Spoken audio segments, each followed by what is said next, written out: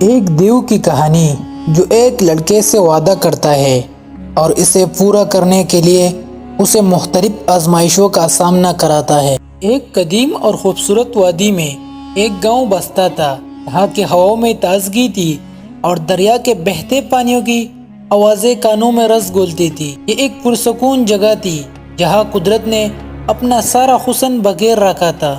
اس گاؤں میں زین نامی ایک نوجوان رہتا تھا۔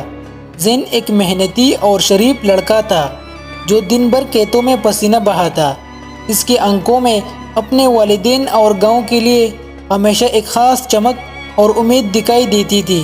ایک رات گاؤں کے بزرگوں نے آگ کے گرد بیٹھ کر زین کو اس قدیم دیو کی کہانی سنائی۔ انہوں نے بتایا کہ کیسے ایک دیو نے برسوں پہلے گاؤں پر لعنت کی تھی جس کی وجہ سے خوشیاں کہیں کھو گئی تھی۔ یہ سن کر زین کے دل میں تجسس پیدا ہوا۔ زین نے فیصلہ کیا کہ وہ اس ڈر کے سائے کو ہمیشہ کے لیے ختم کرے گا۔ اس نے اپنا پرانا بیگ اٹھایا، کچھ ضروری سامان رکھا اور اس ڈر کو جڑ سے اکھاڑ پھینکنے کے لیے پہاڑوں کی طرف نکلنے کی تیاری کر لی۔ شام کا وقت تھا، سورج پہاڑوں کے پیچھے ڈوب رہا تھا۔ زین نے اپنے گھر والوں کو الوداع کہا اور اونچے پراسرار پہاڑوں کی طرف اپنا سفر شروع کیا جہاں دیو کا ٹھکانہ مانا جاتا تھا۔ پہاڑوں کا راستہ بہت کٹن اور خطرناک تھا۔ تیز ٹھنڈی ہوائیں اسے روکنے کی کوشش کر رہی تھی اور راستے میں نوکیلی چٹانیں تھیں، مگر زین کا عزم چٹان سے بھی زیادہ مضبوط تھا۔ آخرکار اسے ایک غار ملی جس کے اندر سے نیلی روشنی پھوٹ رہی تھی۔ یہ منظر کسی جادوئی دنیا جیسا تھا، لیکن زین نے اپنے تمام تر ہمت جمع کی اور اس پراسرار غار کے اندر قدم رکھ دیا۔ غار کے پار ایک بہت بڑا اور تباہحال قلعہ کھڑا تھا۔ اس کے بڑے بڑے پتھریلے دروازے صدیوں سے بند پڑے تھے جو دیو کی تنہائی اور اداسی کی داستان خاموشی سے سنا رہے تھے۔ قلعے کے اندھیرے کمرے میں زین کے سامنے ایک بہت بڑا ہیبتناک دیو کھڑا تھا۔ اسے دیکھ کر زین کا دل تیزی سے دھڑکنے لگا، لیکن اس نے اپنی نظریں نہیں جھکائی اور ڈٹ کر کھڑا رہا۔ دیو نے اپنے گرجدار آواز میں پوچھا، تم یہاں کیا کرنے آئے ہو چھوٹے انسان؟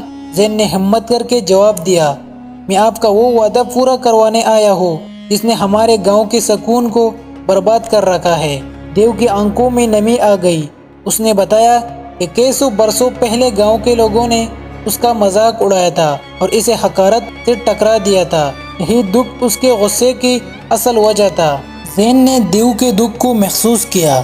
اس نے نرمی سے اپنا ہاتھ دیو کے سامنے بڑھایا اور کہا، جو ہوا سو ہوا، اگر آپ معاف کر دے اور معافی مانگ لے تو سب کچھ ٹھیک ہو سکتا ہے۔ دیو زین کی بات سے متاثر ہوا۔ دونوں نے گاؤں کا رخ کیا۔ گاؤں والے جب ایک دیو کو زین کے ساتھ امن سے چلتے ہوئے دیکھ رہے تھے تو ان کا برسوں پرانا خوف آہستہ آہستہ ختم ہو رہا تھا۔ جیسے ہی دیو نے گاؤں سے معافی مانگی، قدرت کا نظام بدل گیا۔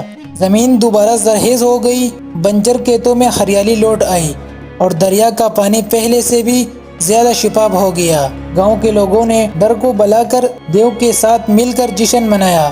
اب ہر طرف مسکراہٹیں تھی اور گاؤں میں دوبارہ خوشحالی کا دور لوٹ آیا۔